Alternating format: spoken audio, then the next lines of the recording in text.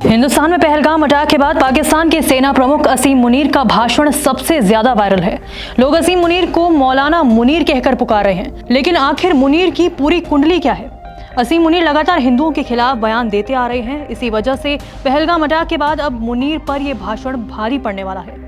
PoK और बलूचिस्तान हाथ से निकलता देखकर पाकिस्तान के सेना प्रमुख जनरल असीम मुनीर ने अपनी फौज को अलर्ट करने के बजाय मजहब का सहारा लिया है।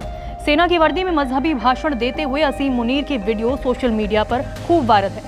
वे ऐसा इसलिए कर रहे हैं क्योंकि अब दुनिया में पाकिस्तान का खुले तौर पर साथ देने वाला कोई देश नहीं है।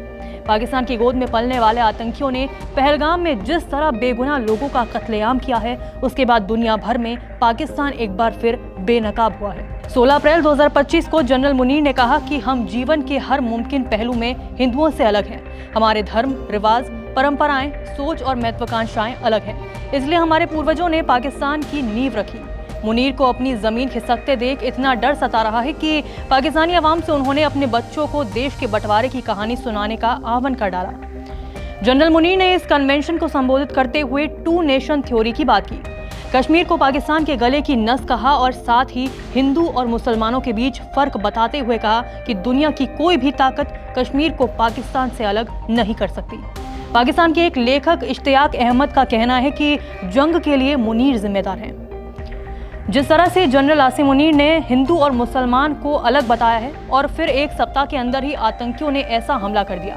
हिंदू और मुसलमानों के अलग होने वाले बयान के मद्देनजर ये ध्यान देना जरूरी है कि आतंकियों ने लोगों को मारने से पहले चेक किया कि वो हिंदू या मुसलमान हैं। ऐसे में सवाल उठता है कि आखिर असीम मुनीर के बयान के बाद ही ऐसा क्यों हुआ? लियाकत अली ने सिंधु जल समझौते को लेकर एक लेख लिखा था। उन्होंने बताया था कि 1960 में समझौते से पहले नदियों के पानी को लेकर खूब विवाद हुआ था।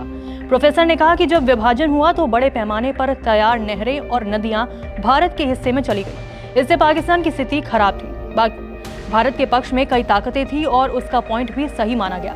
फिर भी भारत ने सिंधु जल समझौते को मंजूरी दी थी। उन्होंने इसे भारत का बड़प्पन करार दिया।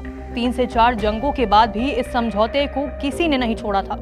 नरेंद्र मोदी ने चुनाव में जीतने के बाद पाकिस्तान का दौरा किया था, लेकिन फिर पठानकोट हमला हुआ। ऐसे में भारत सरकार ने तय कर लिया कि हम पाकिस्तान को बख्शेंगे नहीं। लेकिन अब जब भारत ने सिंधु जल समझौता रद्द कर दिया है, पाकिस्तानियों को 48 घंटे में हिंदुस्तान छोड़ना पड़ा है, राजनीतिक संबंध खत्म हो चुके हैं, तो ऐसे में ये कहा जा रहा है कि भारत ने पाकिस्तान के आर्मी चीफ असीम मुनीर की नस काट दी है।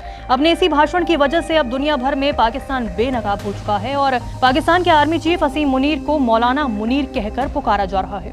असीम मुनीर इससे पहले भी कई बार हिंदुओं के खिलाफ विवादित बयान दे चुके हैं। नमस्कार, मैं हूं मानक गुप्ता। अगर आपको हमारा ये वीडियो पसंद आया हो तो इसे लाइक और शेयर जरूर करें और हाँ, हमें सब्सक्राइब और फॉलो करना ना भूलें ताकि आप देश और दुनिया की कोई खबर मिस ना करें।